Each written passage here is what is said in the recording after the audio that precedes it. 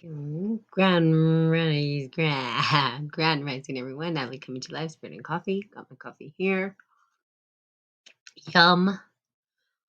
Was a little leg time on the Podbean. Yeah, it's been some time since I've been on here. Life's crazy. There's a lot going on. And I think I'm just remain silent in this time because trying to gather my thoughts, get things clear, understand what do I want to say and where do I stand within the current situation that we're in. Now, it's funny because people constantly think that my statements are political and they're not. I don't know anything about politics, to be honest with you. I would never claim to understand politics or to say that I have any know how when it comes to politics.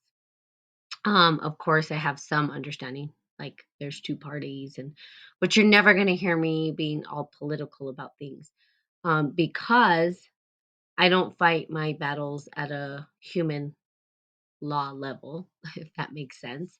Um, but in light of recent events where we feel the pressure coming down, when I say stuff, it has nothing to do with the fact that, yeah, I am upset that so many women are being, well, women in general just seem to be the target of everything, right? And blamed for everything. And that's not just a political thing, that's been happening for years. And it's an ancient thing, so it's not political. It's ancient, and I think that women are feeling the pressure, probably around the entire planet world, are fed up.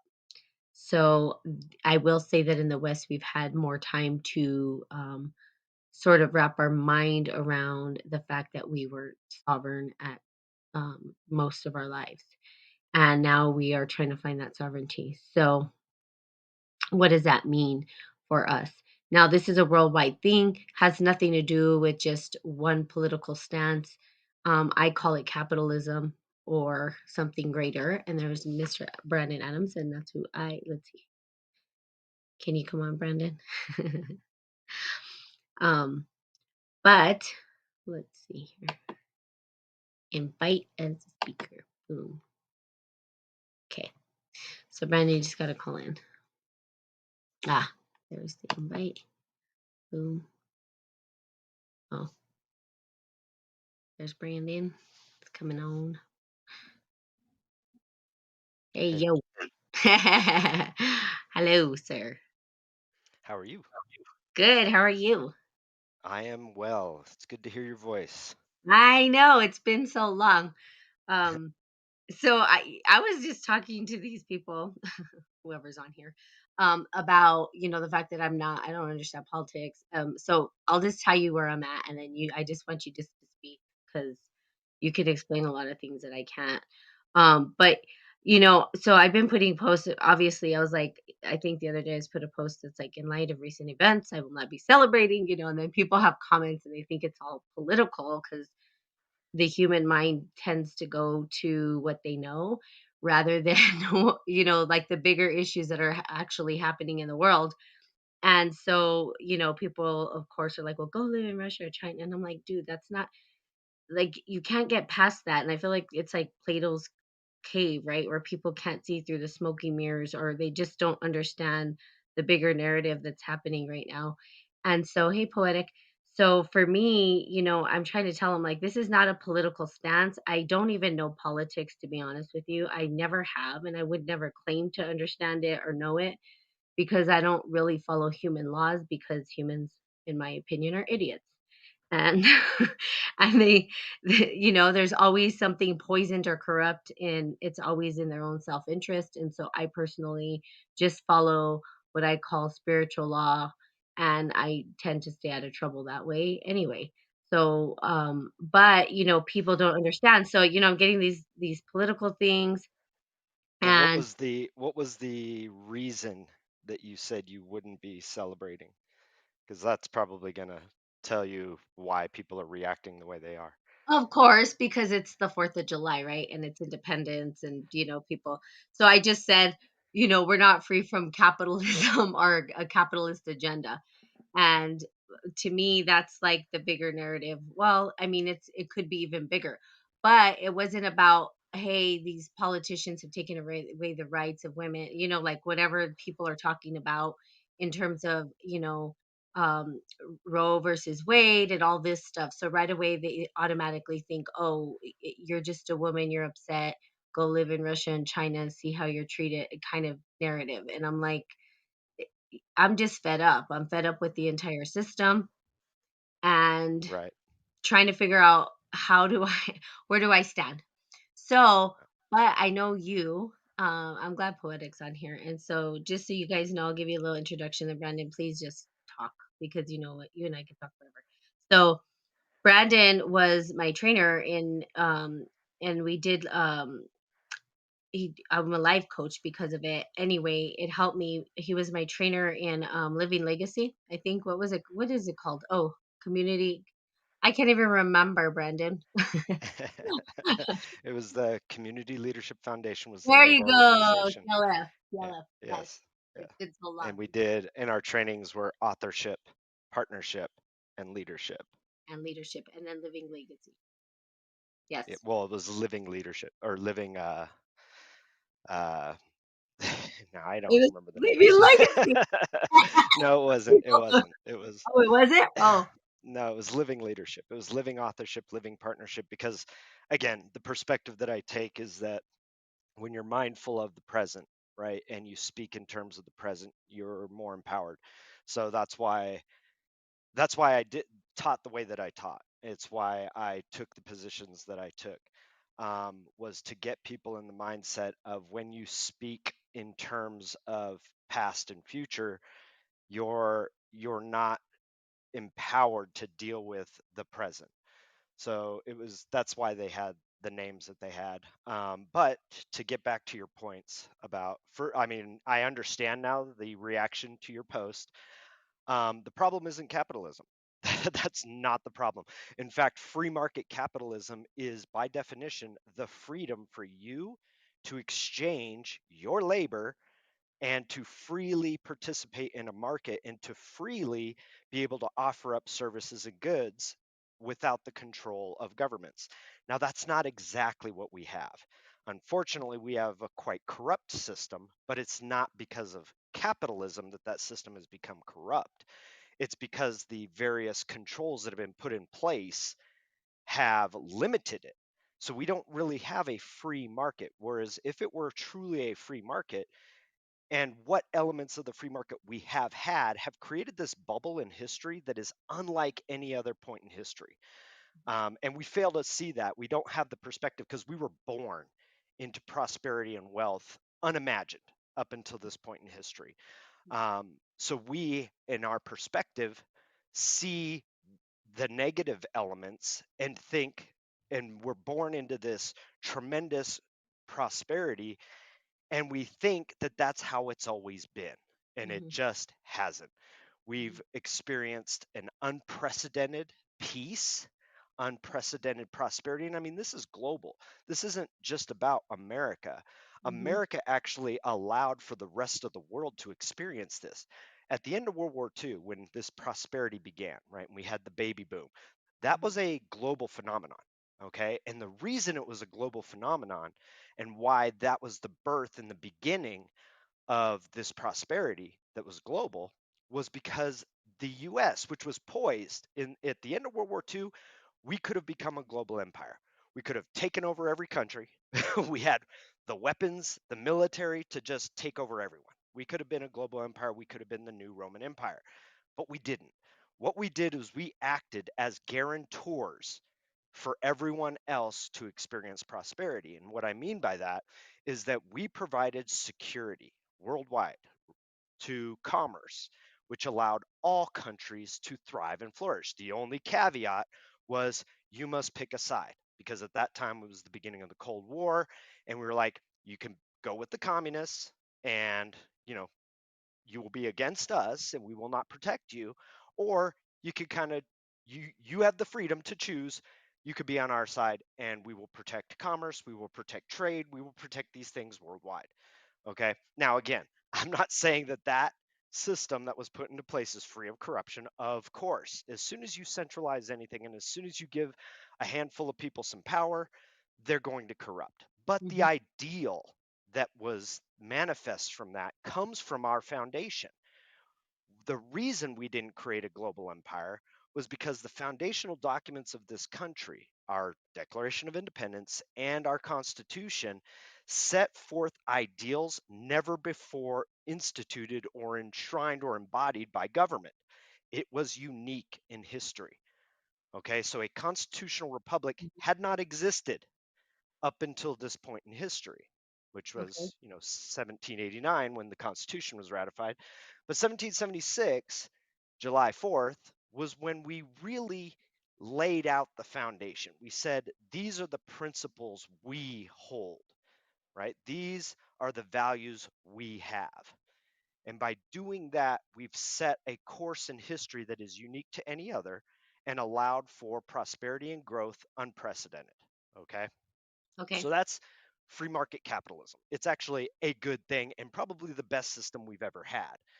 If you look at the big picture, you look at history, and if you go back, as far as we can go in this cycle of history, like we can pretty much make determinations about the last 10,000 years about how society was organized and how civilization grew up, systems of government, and things like that. Like we have a pretty good idea based on the last 10,000 years. That's why I'm saying the current cycle of history. I'm not saying that something greater didn't exist before that. It probably did, but we don't have a direct connection to that. We don't have written records that we can refer to and say, here is better systems. Okay. But we can look at the last 10,000 years and go, yep, this little period of history, this little pocket, this last 80 years was unique in human history in that there was global security, there was a global peace. Like, yeah, of course, we've had skirmishes and wars between 1945 and now, but when you apply it to the the historical record, it's an unprecedented peace. You can say yes, in the past there was, people thrived, certain cultures thrived, but never on a global scale. Okay. Mhm. So, this, again, it's this unique pocket in history where we don't have perspective because we were born into it. Right. Now you have millennials, right, who are growing up and like, well, I had it bad because my parents couldn't buy me a car and I didn't get an iPhone until I was 16. Like that's the poor me conversations people have now. Mhm. They don't have a perspective of, yeah, but you don't have famine. Right. Like Right. these are things that we don't have a perspective of. So we kind of look at like the little problems that we're having, and yes, the corruption within our systems, and we with that not having that perspective, we make it out that like, oh, this is really bad. Now again, this is purely on the ideological scale. Mhm. Ideologically, the Constitutional Republic of America was a great idea. Now, it's been corrupted up until now. So, I guess what I'm, uh, in order to direct this conversation, Mhm. what specifically are your concerns around? Well, I personally, when it comes to political stuff, have 0 I need a 101. When it I don't because I don't see life through that narrative. Like, I just don't, and I never have, and I feel like this is some okay, so authoritarian stuff, right? I think it's the issue with authority or someone telling me what I can and cannot do with my body, myself, with who I am and be who I am, right? And I'm not saying that I don't have that privilege because I would be lying to say, well, I don't have privilege. And absolutely correct. I mean, I lived in India. I've seen the difference between, I mean, I've been to third world countries. I know the privilege that we have here. And I do believe that part of that privilege allows us to maybe reflect in a different way than other people can because we're not fighting for survival, like that. And I do get that. And I do get the abundance and prosperity. But when being in that situation, I start to think of things I think of everything through spiritual. Like, what is spiritual? What's happening spiritually? What's happening around the globe?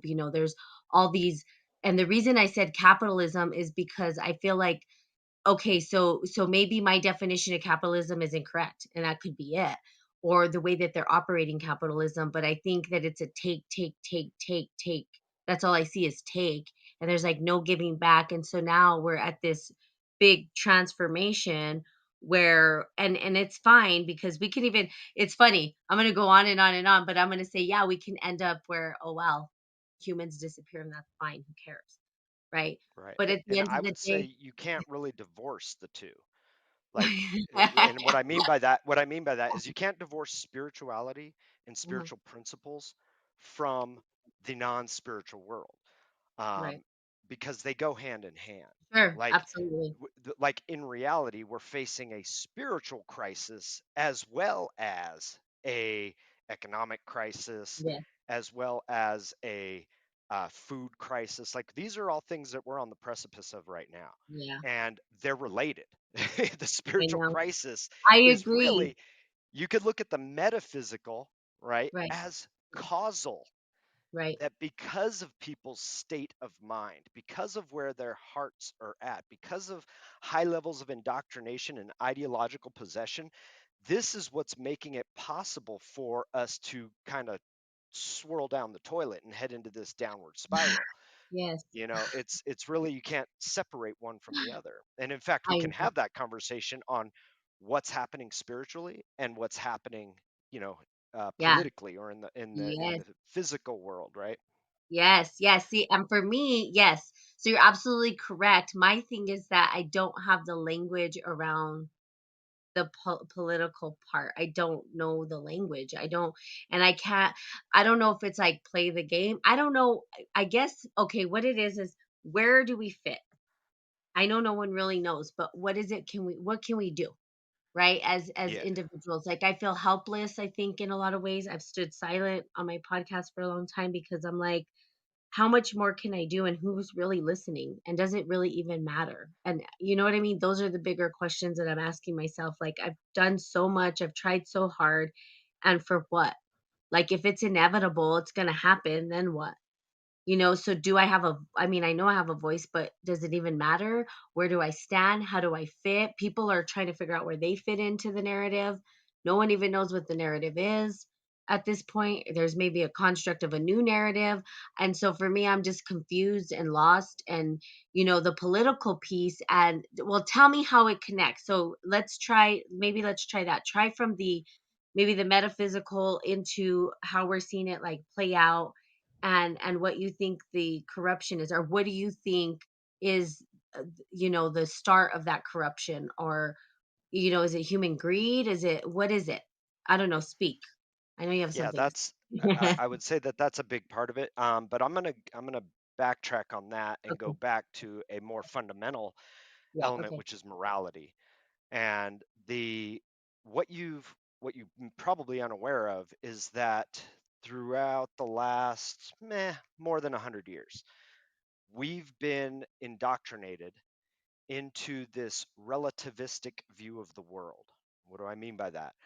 Like, we have a majority of the population now has a a relative truth, right? A belief in a relative truth as opposed Mhm. to an absolute truth, right? Oh, And so you have people who spit out phrases like "my truth." Okay, yeah. now I'm sure you know my position. Like, Yeah. to me, anyone who spits out "my truth" is, no, that may be your assessment, that may be your belief, but that is not a truth. That is not the truth. Yeah. And this goes along with morality, and there's now this relative morality. So it's interesting because you brought up the my body conversation. But if we take an approach to morality whereby we gauge, you remember when I did my trainings, one of the most important things that I hinged them on was the speech acts, right? And being Mhm. able to determine facts from Mhm. your judgments and opinions, and how to ground your opinions or your assessments, right? Yep. Because that is the foundation of civilization. If you can't gauge the merit of an idea or an act based on the grounding of your assessments around that, well, then you don't have a firm foundation for civilization. Now, we will probably need to touch on there are people who are deliberately undermining civilization. Okay, that is clear from what we see happening in the world. Undermining civilization, undermining morality. And again, like I said, this has been happening for over 100 years now. Mhm, Like mhm, now, even people who are, religious and members of churches and things like that, they've been corrupted too because they have this same relativistic view. So it's interesting because we have mhm, in the last week seen the overturn of Roe versus Wade. mhm, And everyone has been indoctrinated, or most have been indoctrinated, like, oh, it's a woman's body and blah, blah, blah. No, it isn't. It is a child, and the child is separate from the woman, plain and simple. Like, yeah, it may be inside of you, but it is a human being and it is an innocent human being. mhm, And the fact that we've given women the privilege to determine whether or not that child lives or dies is something we need to gauge the morality on.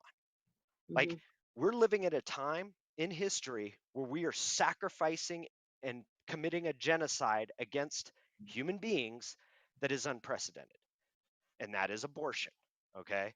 Now, yes, I'm basing that on my assessments because it is a living being at conception. Okay. It is its own living being. By definition, the scientific definition of life, a self organizing system, it is alive at conception. Okay. mhm, So that now you have to make the determination. Okay. If you blend it up and chop it up, is that not murder? Yes, that is murder. Okay. I'm not necessarily against murder, like, because I do believe it could be used as a deterrent. mhm, I do believe that if someone was threatening the lives of my family members, I would be within my right to protect them and take the life of that threat. mhm, Okay. So I'm not necessarily, you know, well, you know me, I'm not much love and light, right? I take a mhm. very rational, realistic view of the world. And Yes, I critically think about every position that I take. Okay, so I'm not ideological. I don't just buy into an ideology. I'm not political. I'm not a member of a political party and therefore adopt mhm, whatever their beliefs are. That's just not me. It's not how I've sure. ever been. I take every single topic, every single subject, every single set of circumstances and conditions, and I make my own assessments and I gauge the merit of, like, let's say, an idea, like Mhm, the idea of terminating children, right? mhm, mhm, And I've seen how these children have been dehumanized, right? We don't call them children. We don't call them babies. We don't call them human beings. We use a whole other slew of words, right? We call them embryos. We call them zygotes. We have all these other words that dehumanize them and therefore makes it easier for us to murder them. Okay? mhm, So that's a moral issue. But because there's this moral relativism in the world where it's my truth, there is no approach to morality where we gauge the merit of someone's moral convictions or moral ideas. And so like I said, this is at the foundation because it allows for people to go along with things because there is no way of objectifying their morality or of assessing the morality of a particular act. So it's leading to this confusion, right?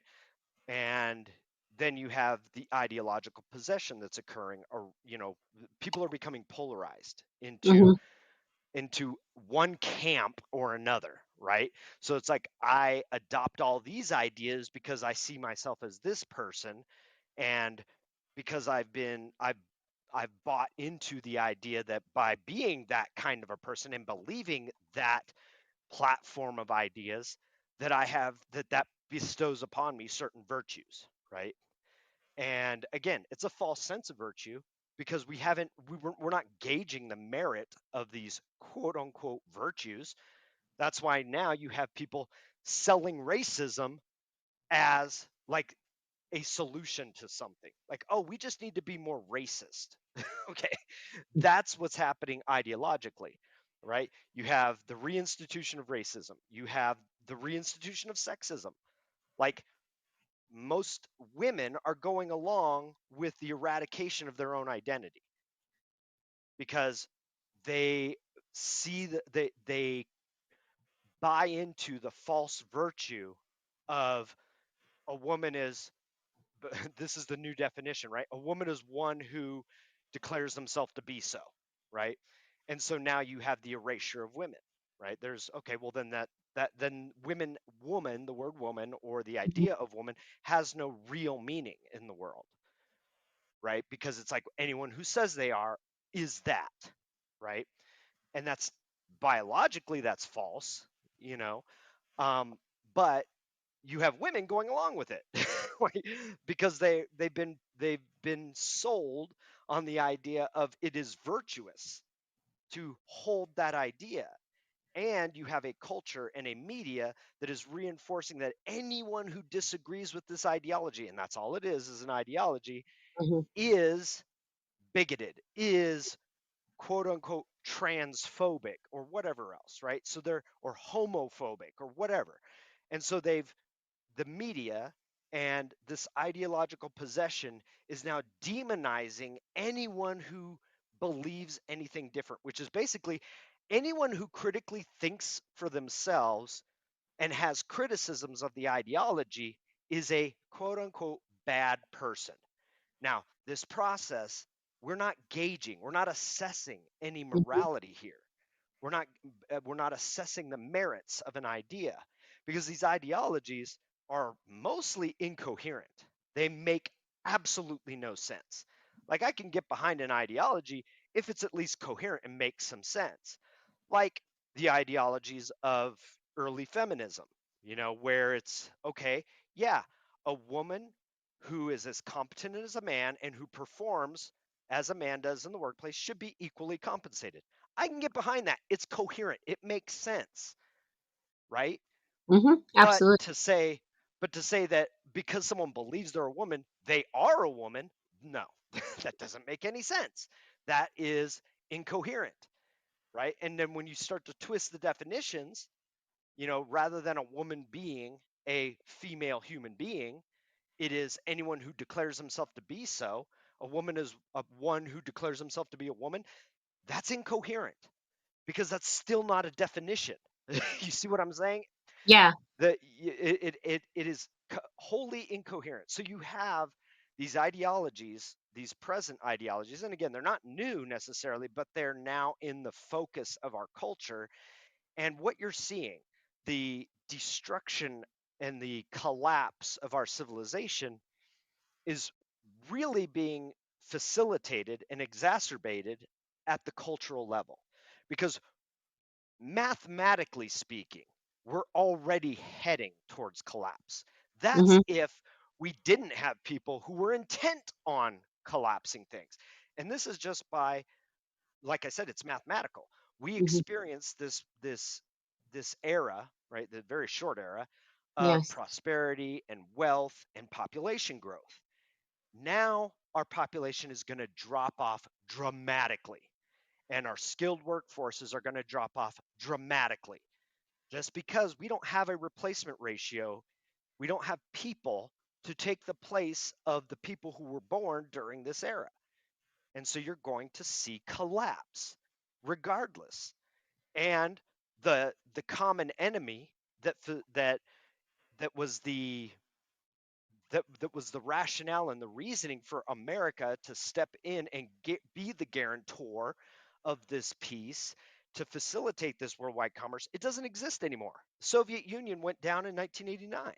So there is no rationale for America to step up and continue to be the world police and to continue to guarantee this. And again, I'm speaking in terms as if there are no people actively engaged in undermining it. Like, without that, without considering that, mathematically speaking, we are headed towards collapse. That's Yeah, just a mathematical truism. Okay. yeah.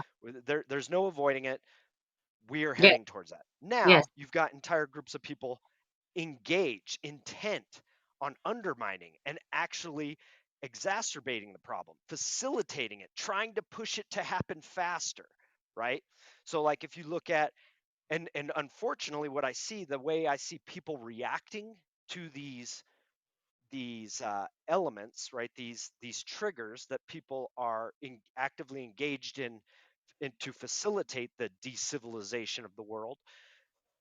People's reactions are telling, and what it's showing is that we're doomed. Yeah. Well, thank you. Now again, I'm not here to black pill, and I will, and we can bring the conversation into what we can do. But the world won't be the way that it was. Yeah, I agree. That's just, I yeah, totally it's just agree. not going to Yes, be the way it was. I agree, And and that's what I'm trying to get people. Well, it's not my job to try to get them to understand. I'll do these. I'll do these podcasts or whatever, but it's inevitable, right? That's the thing I'm trying to get. Like people think it's this political thing. They think it's this. I'm like, no, it's inevitable. Like it's gonna. yeah, It has to. It's happening and right in front of our eyes, and maybe I don't know. I always think, well, maybe ignorance is bliss. Maybe I should just be ignorant but no, that's not me and I can't stay that way. It's like I have to understand where we are. And I know with your perspective cuz it's hard for me, right, to get on board with certain issues or understand them, but rationally or thinking about it logically always helps me to find balance because then I would be totally unbalanced, right? And not even understand the other maybe the other side of the coin. Where like so right, people for instance are talking about you know, okay, it is a moral issue, right? The moral issue, right? And for me, I'm thinking, well, it is my body. It is what I want to do. But then by definition and logically in what you're saying, it makes sense to me that yeah, there's not a definition and is it grounded? And so that's why I'm like, okay, well, where can I see the other side of the conversation? It's not easy for me to just hear the other side of the conversation from people who just well, I don't think they know what they're talking about. That's what so I'm not gonna listen to people I don't think they know what they're talking about. And, yeah, um, because and a I always lot of the arguments are incoherent.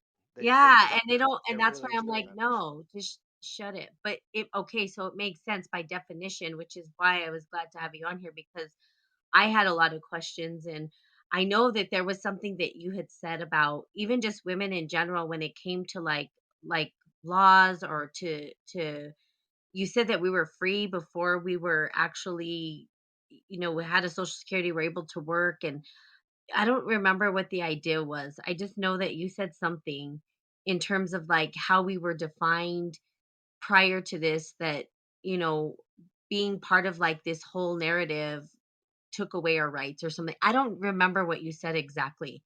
And I don't even know Yeah, if I'm that making sense if that that changed yeah, something. that's almost a whole other conversation. But that, I That's mean, to something boil different. that down to very Okay. simple points is Yeah. individual sovereignty.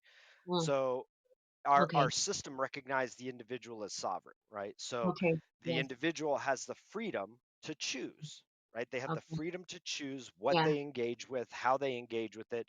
And in reality, we still have that. We still have Okay. individual sovereignty, but it's dramatically stifled, and systems have been put in place where you kind of give away that sovereignty, right? Got it. So Yeah. not necessarily knowingly, but you willingly give it away. You just don't know you're giving it away. So Mhm. that's a whole other conversation. But it is the foundation of the principles of, again, the Declaration of Independence, the Constitution. That is a central issue that, again, didn't exist in the history, at least in our current cycle of history. It didn't exist before the Constitutional Republic of America. So that's unique, right? And that ideal is unique. And there has been an active, I'll say there's been a small group of people actively trying to undermine it since its inception. So since the beginning, right? Since Mhm. 1789. Yeah. Less than 2 years later, right? After the creation of this great idea, we had the bankers already trying to undermine it with the creation of the Bank of the United States by Alexander Hamilton. Okay. So it's been under attack since 1791. Okay, Okay. so it was created in 1789 and it's been under attack since Okay. 1791. So you could see Okay. that this has been an ongoing war. Our constitutional republic is the biggest block, it is the biggest obstacle for those who prefer an authoritarian style of global governance. Okay. Okay. So Okay. we're the biggest, and that's why you see people around the world focused in and paying attention to what happens here. Because whether they realize it consciously or not, at least at a subconscious level, they understand if America goes down, the rest of the world goes down Yep. because Yep. they don't have the safeguards in place that we have with our constitutional republic, and you're already seeing this happen, right? And when I said earlier about the ideological possession and the people's reaction to, like, let's say the pandemic, right, Yeah. is telling of how we're going to react when the government steps in to quote unquote save us again, and we willingly give up any and all rights we have in order to Okay. be saved from Mhm. starvation, right? Mhm. In order to Uh-huh. be saved from monkeypox or whatever the Yes. next Yes. great Yes. disease is, Yes. right? Yes. Yes. Yes. Yes. Uh-huh. And so, and you saw that people not only willingly gave it up, they became the enforcers against others who weren't Ah, going along with it. exactly. So it's like Yes. because they're ideologically possessed, it's like, okay, there's not a whole lot of positive I'm seeing here, because people's reaction to having everything taken away from them was like, okay, yeah, let's let the government save us. And again, this is not capitalism. That is the opposite of capitalism. Whenever you give over to the government control of anything, it gets worse. It doesn't get better. Yeah. Free markets make things better. They create better products, they create more efficient services. Like, the free market is what created that little bubble of prosperity that we experienced for 70, 80 years, right? It's it was because of the free market that we had that growth, we had that expansion, we had that prosperity and wealth worldwide. Well, the authoritarians are going to step in and they're going to tell you, look, we can do it better. Give us control. Okay. Yes. Or in most countries, they're just going to take control because the apparatus is already in place for them to just take control. Like recently, Australia, they took over all the utilities, right? All the public services. They're just like, yep, we control it all now. And nothing the Australians can do about it because they don't have what we have in place. Now, again, our system has been greatly undermined.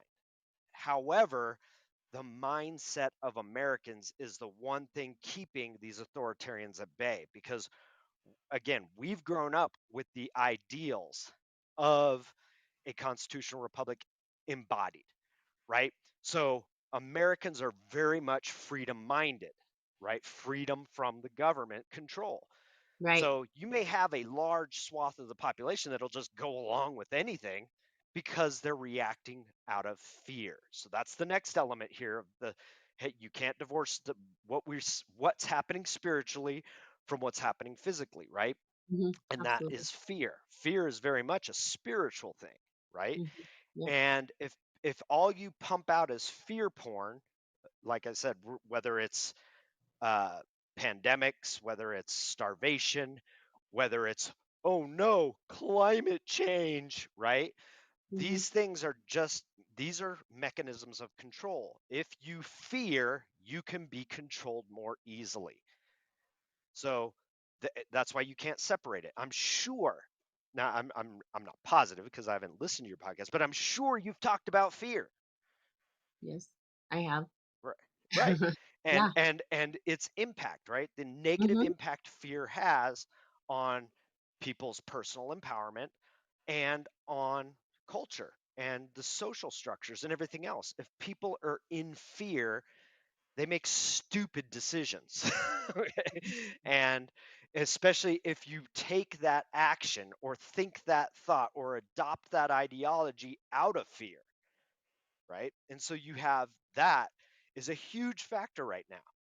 in that people are being driven by fear. So again, if we want to touch on for a second, what can we do? You got to like let go of fear. You can't be afraid of dying from. You can't be afraid of dying from the cold, Oh you my know, god, thank or God. Yes, no. Yes. like that. That no. Let's say, I mean, in reality, there could be on the horizon a real pandemic that really kills a lot of I people. know. I know. But if I you know. live in fear of it and you make stupid decisions based on your fear of it and you give up all your freedoms and rights because of your fear of it, you're not going to be in a better position. It's not going to make things better by you fearing those things. Yes, I did. I was like, yes, I've had podcast, but yes, I did talk about that early on where I'm like, we die. Like, why are people so afraid to die? They're afraid to die. They want to live. And I'll be honest with you, I'm almost to the point where I'm like, I'm ready to go. I'm not sure I want to see what's about to happen.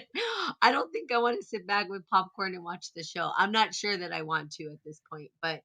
But yeah, I mean, it is fear based, and it does actually, you're right, that's the conversation that I think I was trying to get at, is that sovereignty, and what does sovereignty really mean, and how to, and you know I don't know, I guess if you put it in the hands of people to be sovereign, then they don't necessarily they don't necessarily make good choices. Right. I don't know. So maybe it's like, we have to control the ones that don't get it or don't want to know or don't, I don't know. It's just people are I just can't understand humans.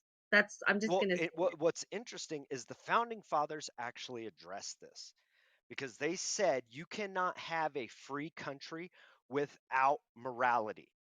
Now, they said it in different words. I'm paraphrasing, right?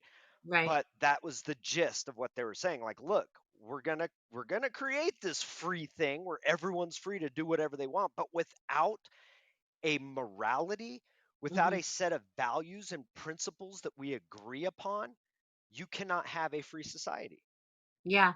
right? And Yeah. so that's why morality was one of the first things targeted to be undermined.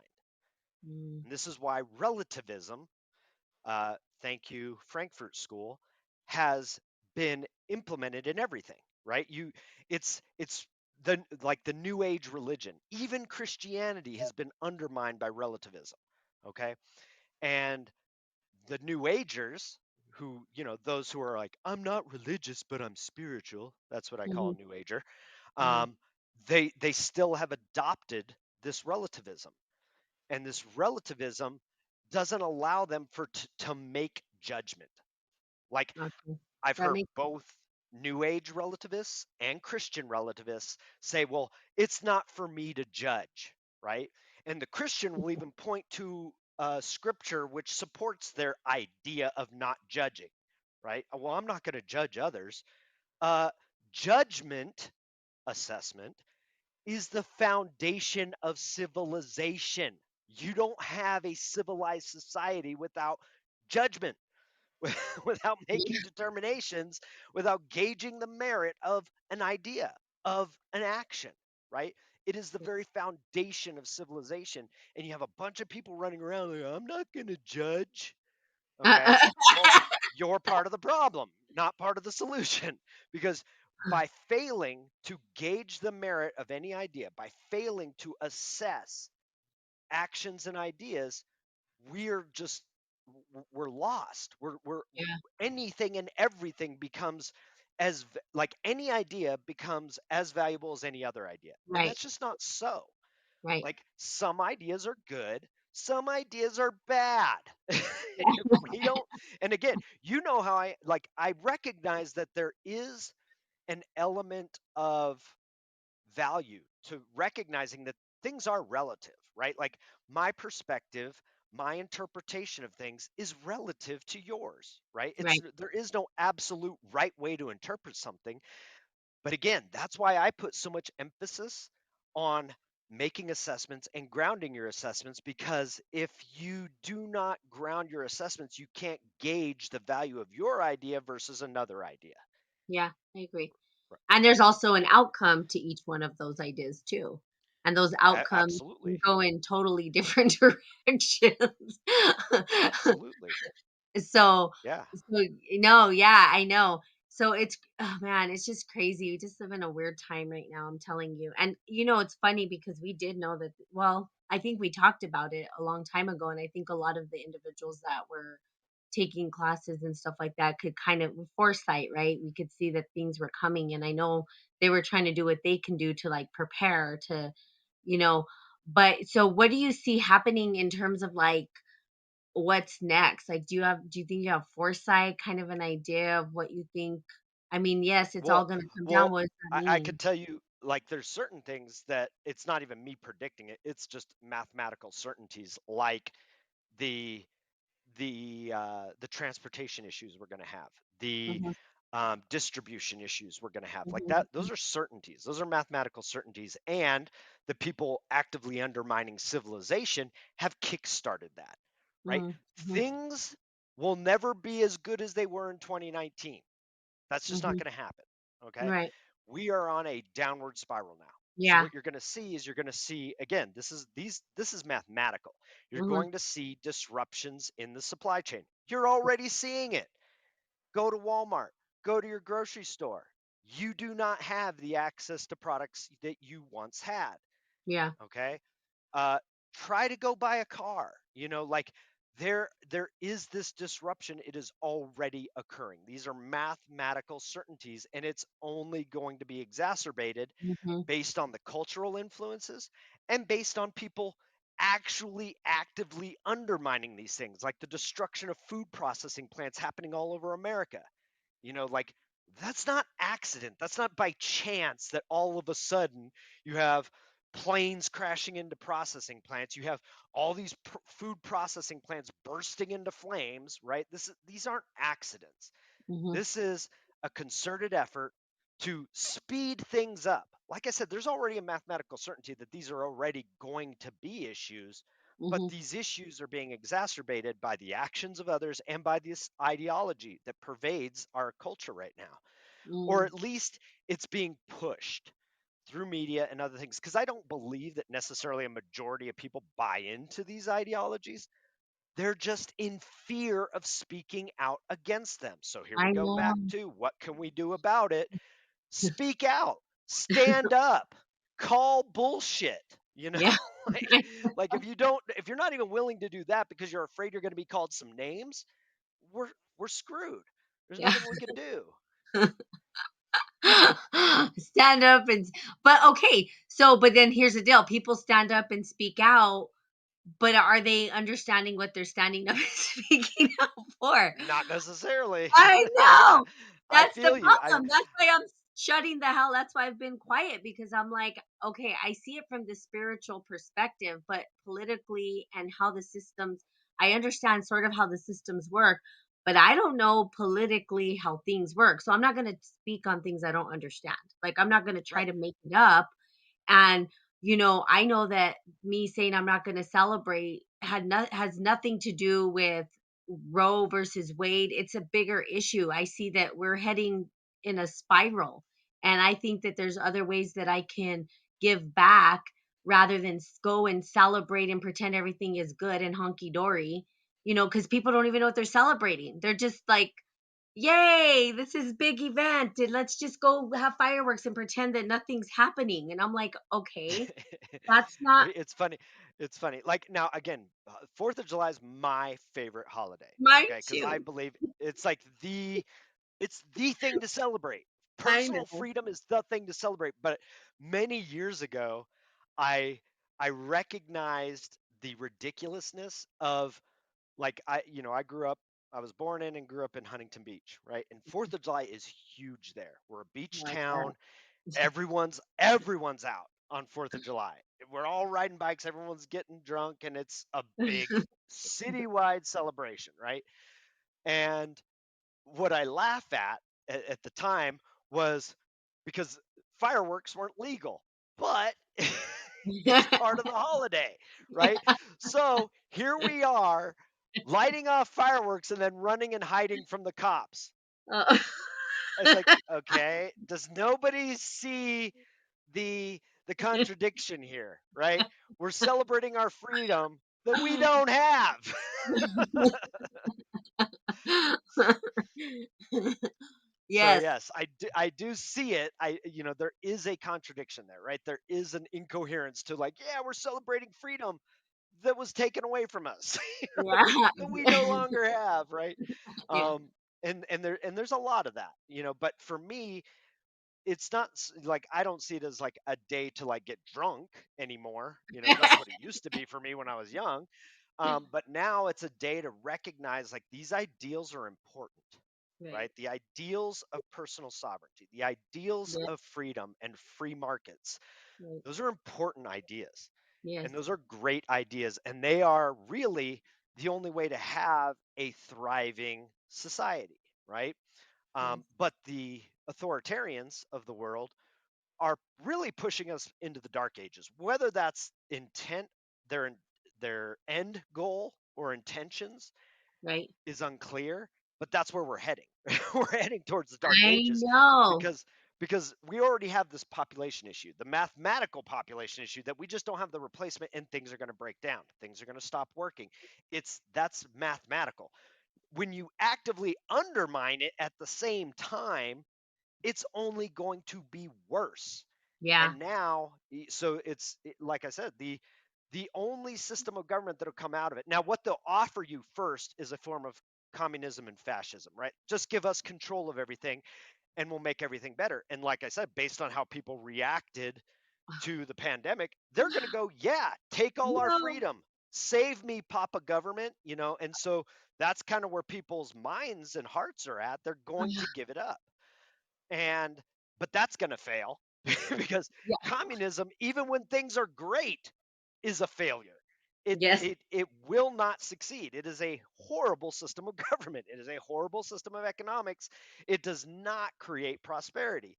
In fact, the short-lived time of China's prosperity is when they turned their communist markets into free markets Yeah. or semi-free markets and allowed for companies and industries to be controlled outside of the government. That's when China took off.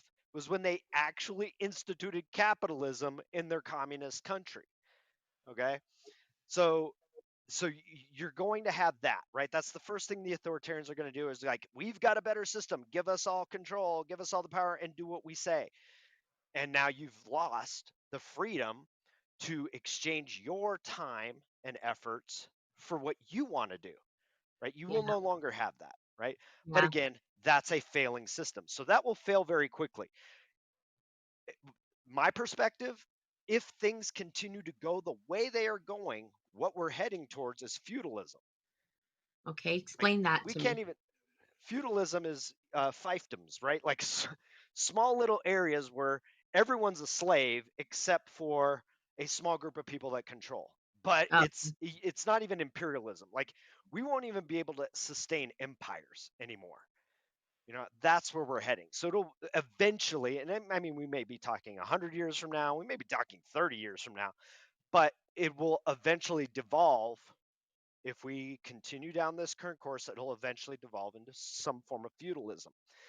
okay. Now, we Americans actually are on the best footing of any other country because not only do we have an infrastructure and a military to maybe make something like imperialism last for maybe a couple decades, so we may not get it as bad as all the other countries are going to get it because we have resources, we have the most powerful military on the planet, so we have the things to protect our resources and our borders that most other countries don't have. They've relied on us for decades to do that for them, right?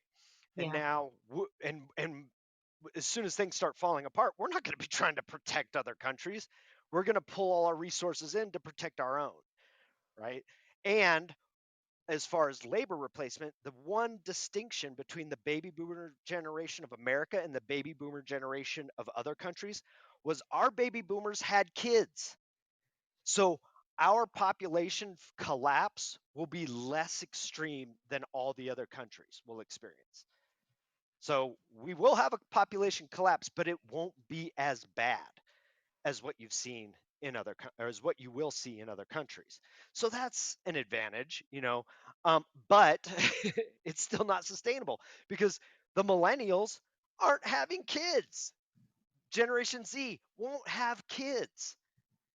Like they think having pets is like having kids. And because they didn't get an iPhone when they were 16 or until they were 16, they don't think this is a world they want to bring kids into. And because things are going to just continue to devolve, it's not like they're going to decide at one point, like, oh, now's a good time to have kids. Now that we have food shortages, now that I can't, you know, exchange my specialized labor for something, and I don't know how to grow food and I don't know how to do anything. And a majority of our populations are in cities, big cities, which are going to be the first things to collapse. Yep. So we're going to face problems, Yeah. and and we've got the best of it. Like everywhere else, it will be worse. So because we also have people want to flow into this country because of probably because of American propaganda, but in reality, more people want to be in America than anywhere else. So again, we've got that constant influx of immigrants that can help to alleviate the pressure of a collapsing population. So that's not considering people actively undermining all this. So Right. again, if we took that Right. out of the equation, mathematically speaking, the United States would be in the best position. But it's mathematically speaking, it's still not good. And the fact that you have people actively undermining it makes it worse. We're gonna speed it up like what, 20 times? Yeah, that's exactly. I mean, in reality, based on like again, the mathematical models of population collapse, Uh-huh. we should have still been prosperous and growing through probably the mid 2020s and then start to go down. But because of quote unquote the pandemic, Yeah. it started early. 2020 is like boom, downward spiral. We're not going back. You're not going to see 2019 levels of prosperity, No. wealth, distribution ever again. It's Yeah. just not going to happen because I think it's something like 2025, maybe 2023 is when we hit the peak of the retirement age of the baby boomers. And that is a majority of our skilled labor market, right?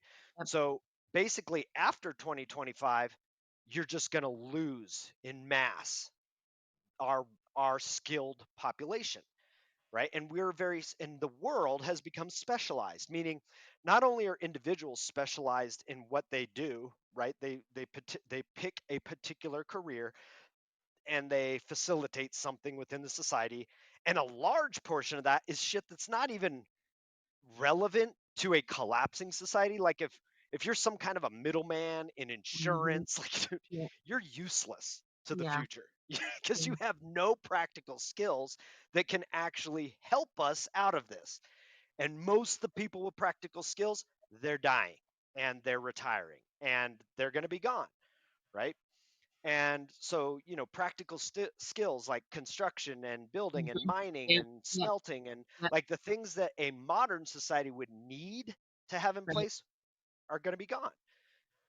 And all these people who are educated in things that are useless when you have a collapse in civilization or globalization, you know, it's and you have entire countries that are specialized in things that Yeah. don't even produce their own food. They I know. specialize in semiconductors or they specialize in some industrial good or metals or something else or some kind of resource like oil, right? What the hell is going to happen to Dubai? They they don't even have camels. Dubai has to import camels. All they got is oil. Well, you can't eat oil. You can't build houses out of oil. So Dubai, which is this wealthy country, but is completely dependent for its food supplies, for its water, for everything else from other countries. What happens when everyone's everyone's civilization's breaking down. You think people are still going to be shipping food out to other countries? Hell no. They're going to be keeping their food because they need their food. Yeah. And so you're going to have places like Dubai that are just, I mean, there's no hope for Dubai. It will be a complete and utter collapse. They're camels. I'm sorry, Yeah, that's they a don't even have sentence camels. They don't even. I've heard. Oh my god, I have to import their camels. I'm sorry, that's funny. Um, so okay, so you know what? Because I know people are talking about like doing their own, like growing their own food, getting back to like the land, getting back to agriculture, understanding all that stuff. I mean, is that something people should be doing too? Like learning Oh, how to grow their own absolutely. food? Like learning, yeah, learning to be self-sufficient is important. Mhm. Mm, Um, if you've got the means, getting out of big cities will be, mhm. because what'll happen is as things start to crumble, that what they'll do, and again, this is my own assessment. I'm just predicting this based on what I Sure, see. absolutely. What'll happen is they'll lock down cities. They won't let you leave at a certain point. Yep, yep, yep, You know what I yep. mean? I And saw that so, coming. yeah, yeah. So it's I like literally if saw you'll that, be like, first trapped. thing. Uh-huh. Yeah, you'll be trapped and Mhm, it'll eat itself. It'll mhm, completely mhm, collapse mhm. because cities are dependent on resources from all around them. Yep, If you shut off all those resources, they can't sustain themselves. yep, So yep, cities, especially larger cities, will be gone. They'll be yep. the first to collapse. And what will happen is at the point of no return, you'll be locked down. You'll Mhm. be Yep, surrounded. You'll be yep, like, nope, no yep, one's going anywhere. No one's yep, getting in. No one's getting yep, out. We're just going to control yep. the collapse of the city. We're going to control your starvation. We're going to And that's kind of what's control. happening, right? Because they're giving back Yeah. all the power to the states, right? And they're just like, Yeah. yeah, and then maybe they'll give it back to the cities or I don't know, but I it's funny because like I told you, everything that I see is from a spiritual perspective. So I get these like visions and stuff like that. And I was gonna move, and all of a sudden all of this stuff happened, and I was like, "Oh my god, what if I get trapped?"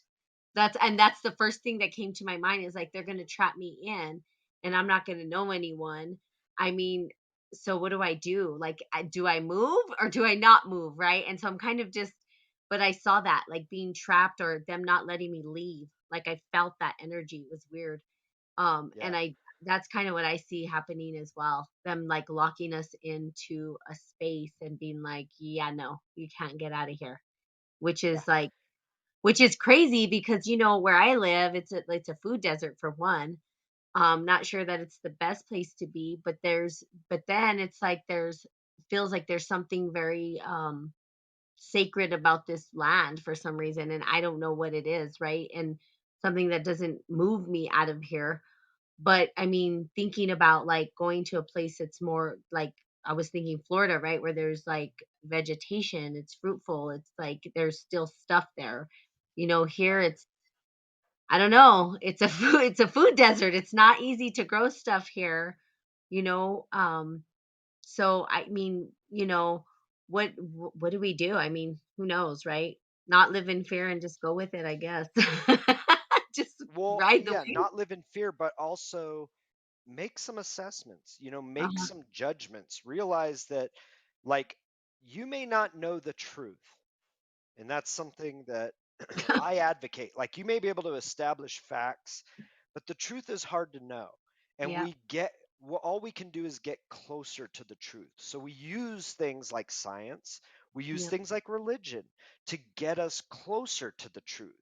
Right. I'm not going to say science is truth because it's not. Right. Science is something that's dynamic, it's constantly shifting, it's constantly changing. Right. And same with religion. Religion isn't expressly truth, but it can get you closer to the truth, Yeah. right? It Yeah. can get us closer to moral truths. It can get us closer to spiritual truths, right? But it's not the truth, right? The Right. truth is something that we can't really express because our language is symbolic. And Exactly. all we can ever do is give a symbolic Mhm. representation of the truth. Yes. And symbolic representations are always determined by interpretation, right? Right. So it's like it's like you could try to speak the truth, but based on the fact that you're using words, which are just symbols and or symbolic representations, and the meaning you give those words may not match someone else's meaning of those words. It there will always be this separation between us and the truth. Now I do Absolutely. believe that it is something we should strive to know. It is something we should strive to understand, that it is very important to get as close to the truth as possible, but it's something that is it's very much an individual kind of Mhm. uh, journey, the Yep. getting to the truth. Yeah. So that's, there's there's that. I um know. And that's kind of where I was going with the symbolic stuff, and that's kind of what I'm interested in terms of, so I don't know if you know this, but I'm in a master's program right now in consciousness and transformative studies, and a lot of what I do, or what I wanna look at, is this the symbolic representation of things and structures and systems and how they're played out and interpreted and how we see them, right? And how do we, work with them? Because you're right, it's like that shapes and symbols create the narrative, and the narrative shapes the way that we think about things, the way that we interact with life, the way that we, and I'm thinking, like, my thing is, like, am I too late in a lot of ways? Because what I wanted to do through my PhD program was really show how there's, well, we're in a deconstruction, so everything you said, yes, on point for how I see it, is that things are collapsing. But okay, that's fine, but how do we reconstruct? Like, how do we reconstruct? Because let's just say, we know throughout human history it's like a collapse and then we rise, and then we collapse and then we rise, and there's always these thought leaders that are sort of leaving some kind of support or a narrative behind, saying, hey, this is a possible way of reconstructing, this is a possible way of maybe doing it better, of getting better at it, and it does start with symbols. So for me, that's kind of always the conversation I'm having on these podcasts, is more that kind of thing. um Mhm. and that's kind of where I'm like, and I don't know, maybe you could be a total help for me in terms of that, because um I was reading a lot of, they have like the archetypal stuff, it's everything is Jungian perspectives, I swear. They're stuck in his whole alchemy, which is, anyway, it's a whole other story. But really, like, looking at the entire process and saying, how do we reconstruct? What does it look like symbolically?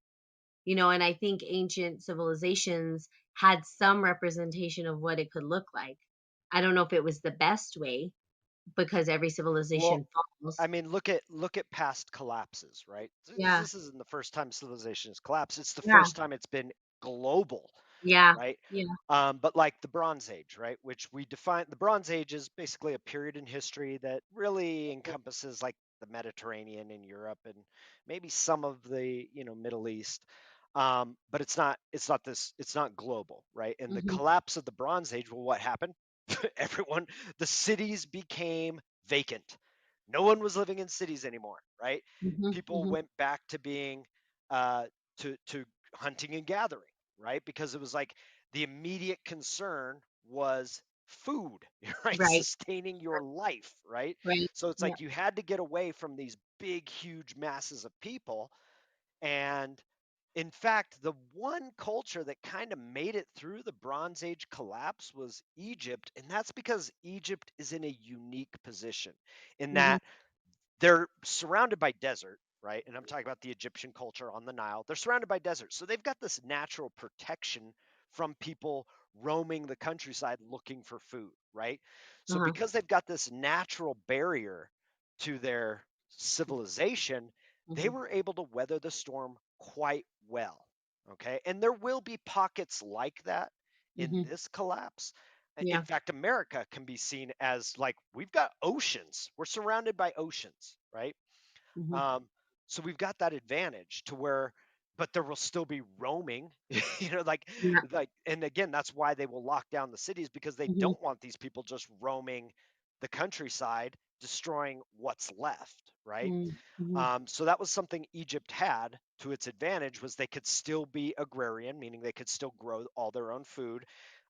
They could still maintain a a a a civilized system, right? Now, again, Mhm. it's not a perfect system. Definitely wasn't a constitutional republic. It wasn't a free market or anything like that. But it provided for its people, right? And so they kind of weathered the storm. But everywhere else, you just see abandoned cities everywhere, right? And you see roaming, right? In fact, that's why really the Bronze Age kind of mixed up the genetics of things. So it's like, oh, who are you genetically? Well, that's really hard to determine because everyone was roaming around during the collapse of the Bronze True. Age, and so it caused this great migration, right? Because during that time, what it's theorized, what caused the collapse of the Bronze Age, and population was a big part of it. You had this huge drop in population. Mm. So the Mhm. systems that Mhm. maintained these Yeah. big cities and these city states at the Mhm. time could no longer be sustained, Yeah. right? But you Yep. also had climate change, which again, that's climate. The nature of climate is to change. We've been Yes. coming out of an ice age for Yeah. 10,000 years. So we could try to point the finger at humanity and say, oh, all you need to do is stay in your house and the climate won't change. Wrong. Like the the number one factor in climate change is solar activity, which we have absolutely no control over. We I can't know. control what the sun does, No. right? Yeah. So but it's a great tool to use against people and to make them fear, right? Right. And to control Absolutely. them. Yep. Because I guarantee you on the horizon are climate change lockdowns where it's like, Yeah. well, no, no, no, nobody can drive cars, nobody can do anything because y'all are ruining the earth. And that's not accurate. It's but it's something not only that people are willing to buy into because they're driven by the fear, but your neighbors will become the enforcers, right? Yeah. When they see you Yeah. get in your car and go somewhere, they're going to be the first ones to pick up the phone and say, Natalie got in her car and drove somewhere, and you'll get busted, So um, but that's where, like, again, just basing my observations are purely based on what I've seen and how people have reacted to the last Sure. couple years, Absolutely, you know? absolutely. Yes, yes, yes. Yeah, I think so the collapse, so the food desert and then the roaming and then the trapped in, all of it makes sense. I think we're headed that way. I feel like we're headed that way, and I had a vision of that happening for whatever reason. And I think that for people like for me, because I'm not afraid. So here's the deal. I have always lived, and yes, I'm very grateful because I don't want people to think that I'm not grateful that I've had these freedoms and that I don't understand the privilege that I carry because there are places where, yeah, you don't have that privilege of speaking your mind or roaming as you want or doing whatever you please, which I have. And, in that, tomorrow, like I always tell people, if I die tomorrow, I'm going to die happy because I've done everything I've wanted. I didn't wait to do what I wanted to do. I didn't say, "Oh, I'm afraid to do this." I've done it all. You know the way I am, Brendan. I jump Right. right in head first.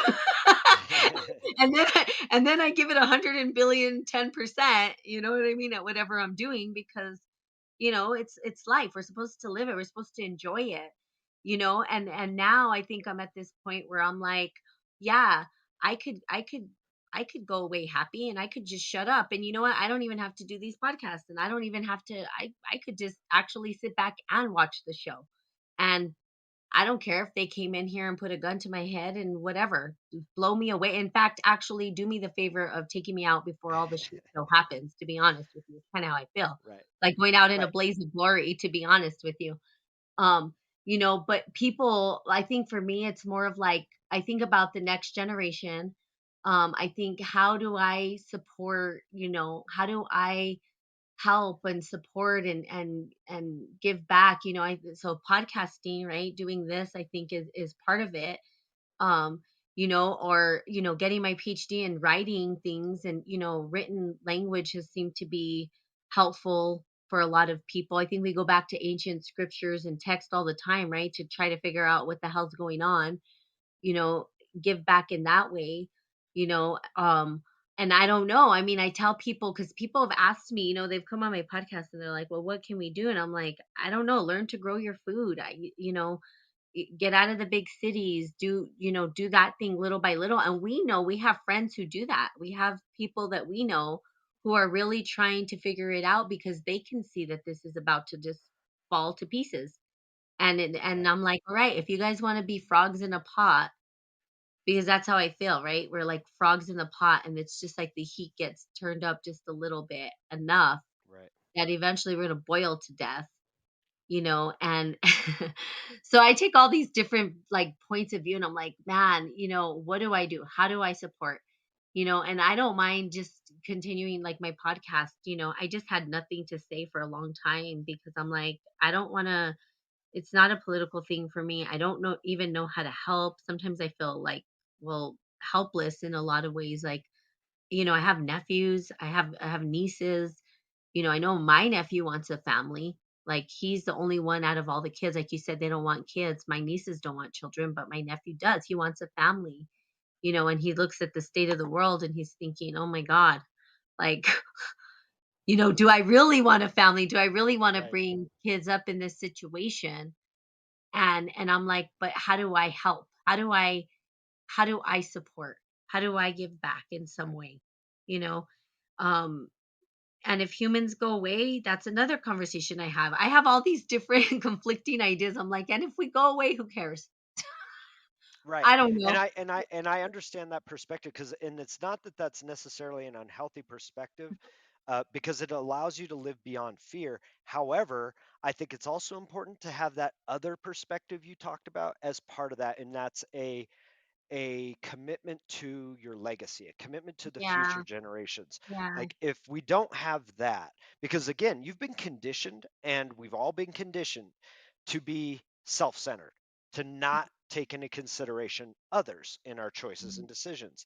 yeah, And I think again, I think that's an immoral position. I think that's an immoral way of approaching the world, and right, based on my assessments and my values and my principles, that if we're not taking into consideration what we're leaving behind, and we're not taking into consideration, like, I'm a father, I'm a grandfather at this point, so like, I'm concerned, like, yeah, I'm looking out for future generations, not only my own that are physically related to me, but all human beings, because I care about humanity. I And so, know. like, yeah, I can live beyond fear, because it's like, yeah, okay, take my life, not a big deal. I'm not afraid of that, you know. And yeah, the collapse is coming, and I know, based on how I'm prepared for it, that I'll be okay, Yeah, for the most part. And if I'm not, not a big deal, right? But that perspective allows you to be beyond fear. But if you don't get outside of yourself, you yeah, know, I then agree. what Okay, is there for the future of humanity? So I I agree. think it's important to take into consideration, what we leave behind and what the future is. And I think it's like, as menial as you may see it, in producing a podcast or writing your ideas down, it is important, because it is the conveyance of thought Mhm. and idea. And I know you said earlier, well, I don't even know if I've got, like, I want to stand out and speak up, but I don't know if I got the stuff to say to speak out, right? And I think what's important is to, like, question, like, Mhm, question things, mhm, like, question these quote unquote truths that people are putting out, question the coherence, the sanity of ideas, assess them. Like, if you don't, if you're not in a position, or if you don't feel you have the understanding to take a position, well, then mhm, question things, mhm, mhm, and at least become a critical thinker, because I don't think, like, this false duality, right? The polarization of society, that's divide and conquer, right? mhm, It's not like, oh, being a Democrat is bad and being a Republican is good. No, that's just polarization. You know, mhm, mhm. all of Yeah, them are human beings, right, right? right. If we could get beyond the polarization that I'm pigeonholing myself in an ideology, rather than critically thinking for myself and going, that's a bad idea, that's a good idea, that's a bad idea, that's a good idea, right? Without having the courage to stand in my own assessment of things without having the courage to question the logic or the reason of something, like what, without having the courage to say, what you just said doesn't make any sense.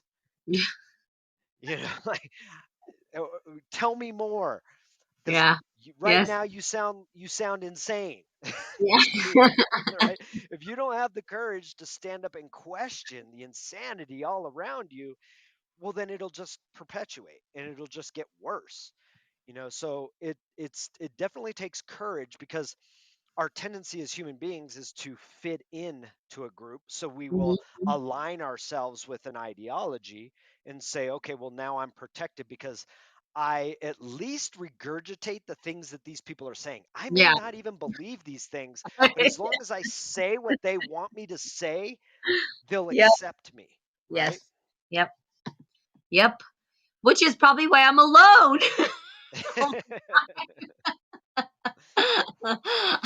No, I do have really good people in my life who get me. But some people are like, you need to dumb your stuff down. And I said, no, I'm not going to. I'm not going to dumb my stuff down. Like, if you don't get what I'm saying, go educate yourself. Like, I can't, you know what I mean? That's not my responsibility. And yes, I believe in the critical thinking. And I think the political piece, and that's why I was glad that you came on, because I am okay with saying, look, and I've told everybody, I am not, I need a policy 101, right? I had my instructor, my kung fu instructor or master Abram, I put something on there and he's like, no, Natalie. Because I was like, we need to stall time, we need time. Like time was my big thing. And he's like, look, and then he gave me some information and I told him, look, I don't know anything about politics. Like I just put that out there because I thought, hey, if we do this, maybe time will be stalled, right? And I was like, I need a policy 101 class or something, because I've always just stood out of the dialogue. Like I've just, I'm like, I don't want to hear about it, because humans, their interpretations and all of that to me is just, I'm like, no. And then I don't agree with half of the stuff they're saying. And I'm like, if you just live, so the moral, okay, so for me, like you talked about morality and all that stuff, like I just go, okay, well, let me follow natural law. What does natural law tell us? How do I look at the way and the cycles of life and all that? Because I'm not the one making my heart beat. I'm not the one that grows the trees. The trees and all that were here already. So there's wisdom in like life. And I just follow that, and I do pretty well. But but now I'm being forced to look at this, human stuff, this human stuff, this law. I'm being forced to look at the law, because now it is actually maybe compromising my my well-being, or what I feel is my well-being, right? Where I'm going like, oh wait, if I don't look at this, well, then I'm part of the problem too, because that is the other side of the coin, right? As within, so without, and there's a bigger narrative happening. So yeah, I think part of me is just silent, because I'm like, it's such a huge thing, like the like law and all that. I mean, I know a little bit of what you taught me before, and I understand that, and that makes sense. It's logical, right? It makes sense when you're like, okay, ground your assessments. What is fact? What is story? How are you? And then move forward from that perspective, right? That makes sense to me.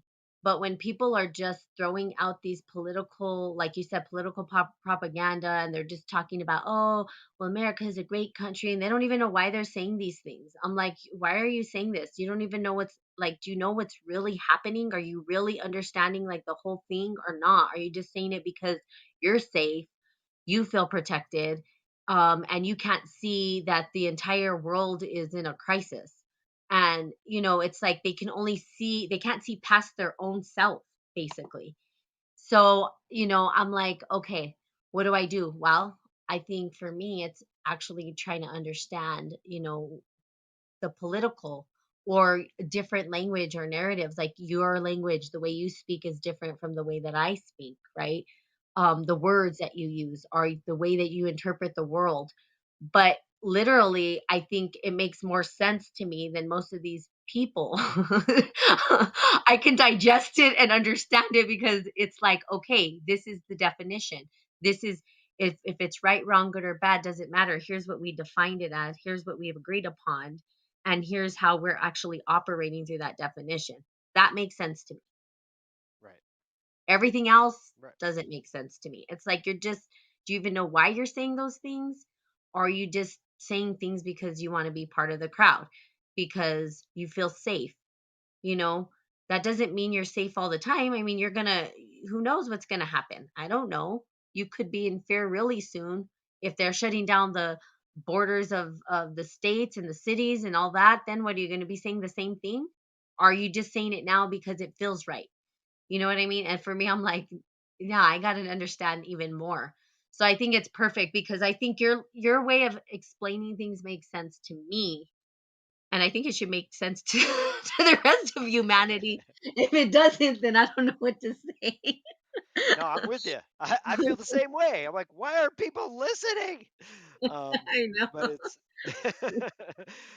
but at the same time, in taking into consideration, like, you understand that people have an insecurity, an uncertainty, and so it's very easy for people to just latch on to an ideal. It Yeah, takes a tremendous amount of courage to question things I know. or to critically think or to express yourself outside of any box that people want to put you in, right? It's like, Yeah, well, if you're not speaking from this box, or you're not speaking from this box, well, then you run the risk of being criticized. You run the risk of being shunned. You run the risk of being canceled, right? And so it takes a tremendous amount of courage. And so if anything that comes out of this conversation, what can we do? Because at this point, like I said, there's a mathematical certainty to sure, collapse. It's just sure. we can't avoid. But it's like, okay, well, that's not necessarily a bad thing. It's just going to be different, right? Y- Society is going to change, right? Yes, yes, Civilization is going to change. yes, However, if we don't stand up against these forces that are intent on destabilizing the individual, destabilizing culture and society, and intent on taking us into the dark ages, then we stand very little chance. And what's that going to take? That's going to take courage more than anything. yeah. We spoke at the beginning, we spoke about fear. Well, Mm-hmm. how do you face fear? Courageously, because Yeah. courage is not the absence of fear. Courage is the willingness to act in the face of fear. Yes. That's what makes you courageous, right? Not being afraid is not courage. Yeah. Courage is like, yeah, I could be ridiculed. Mm-hmm. I can be canceled. I can be uh, shunned. I can be marginalized. All these things can happen, right? I could be killed. I could be Yep. shot. Hmm. Yep. However, acting in the face of that is where courage is at. Yeah. Okay. So Yep. it's not about necessarily not being afraid because, yeah, there are things to at least be cautious of and to have a mindful approach with, right? You don't just ignore the dangers in the world. You're Right. mindful of the dangers. And yes, you could be afraid of, like, okay, yeah, something bad can happen to my family members that I don't want to happen. Courage is acting in the face of those fears. And that's Right. important. If we're going to make it through this, and it's also important to recognize how culture is being undermined, and it's being undermined ideologically, right? So again, I mentioned briefly the Frankfurt School and how Hmm. relativism Hmm. became this foundational element that's completely destroying society. But the ideological movements that have sprung from that, whether it's the critical race theories, the critical queer theories, like these, the people who spawned them know that this is a way of destabilizing the individual. By destabilizing the individual, you can destabilize society. Okay, Hmm. so you can see that they're acting with malintent. They want the destabilization. They want the collapse of our civilization, of our Hmm. society. They're really pushing it, and these people aren't. When I say these people, I'm talking about the people who in powerful positions, right? Whether they control the banking systems, where they're not actually ideological. They're not communists. They're not. They don't believe in any of the bullshit that they're spewing or that they perpetuate through their many systems of control, whether it be the politicians they control, whether it be the media they control. They perpetuate it because they what their goal is control, and to Mhm. control we need to destabilize. When we That may, you know what? Go they ahead. Keep going. beg for us to control, Mhm. you know. Mhm. Mhm. That, you know what? I just like made a connection, which is it's kind of funny and it's kind of biblical too because like in the Bible they say, everything whenever there's they call it the final days or whatever it is, that there's going to be this confusion, right? The weather is going to be confused. People are going to be confused. They're not going to know who they are, what they are. They're not going to know if they're man, woman, all that kind of stuff. And I started to think about that. And my sister and I talk about this a lot, right? Because we kind of talk about like the Bible, the parallels, kind of what is connected or whatever. And my sister even says she's like, it says it in the Bible. People are going to be confused. They're not going to know what they are. They're not going to know who they are. They're not going to know if they're man, woman, what, this, that. There could be anything. And then that makes sense because I feel like that just triggers and goes back to not having like standing like firmly, right? Or grounding yourself in something. Because if you're not grounded, then you can just blow away with the wind, right? It's like there's no grounding there. There's no like, Right. I am this and this is what I stand on.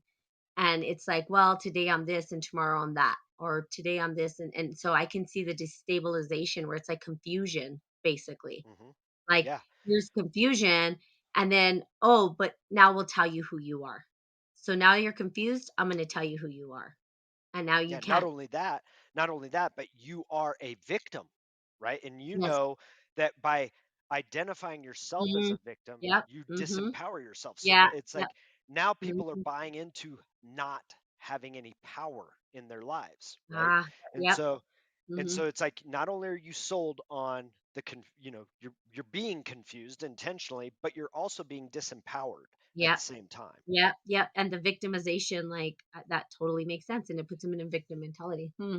Yep. That is very interesting and something I'm just gonna ponder on because that makes total sense. I mean, that's what I see happening, right? It's like, I love, don't get me wrong, I love everybody, right? I love all humanity, even though sometimes it's really hard for me to love everybody. Um, but I do love humanity. I'm like, damn, humans, do I really love you? But I was thinking because I have friends who are drag queens. I have, people who are, this and that. And I'm like, cool, be who you're gonna be. But now that we're facing this thing with women and a lot of women are feeling, I don't know, defeated in so many ways. I feel like women feel like they're always picked on, they're the first to go. You know what I mean? It's kind of like for a long time that I'm like, but do they really understand? Can they don't. They don't understand the struggles of what a woman goes through. They can't. You know what I mean? You just can't. Men have a different struggle. Women have, menstruation and we go through all of these things that, that they don't and they're never going to. And it's not that's a fact, right? It's not to be mean or say, well, I don't accept you for the human being you feel that you are and you feel like you're a woman, but you're not. Like that's the reality.